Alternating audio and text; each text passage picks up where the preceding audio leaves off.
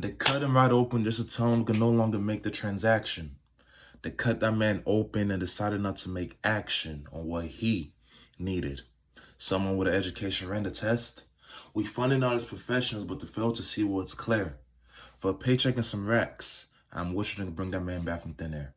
I'm wishing it was number one on that list, but we live in a country that isn't very fair.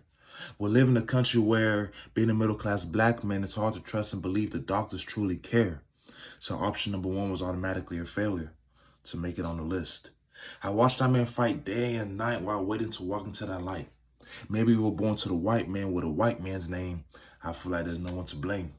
A healthcare system don't care about those that look the same as them. So with no medicine and transplants, we transition to planting our souls with hope. Hope that everything will turn out just fine. I looked my dad in the eyes and he told me he was running out of time. So I asked, what is the purpose of giving that man an incision? Just to cut him right open? And seeing that moment was a mistake. The cancer already spread. They failed to look twice. Why didn't the doctors choose to make the right decision?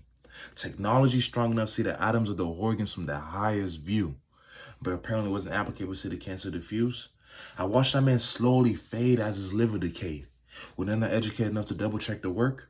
So they cut him right open to see for themselves. They cut him right open like they were able to fix him up with a spell. Here I am speaking on the situation because option number two failed.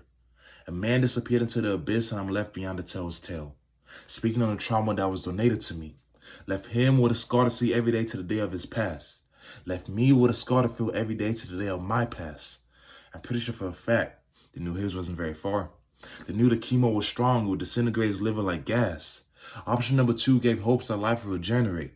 Everything would go back to normal pretty fast. But option number three felt like watching fire light up glass. It slowly burned the days away.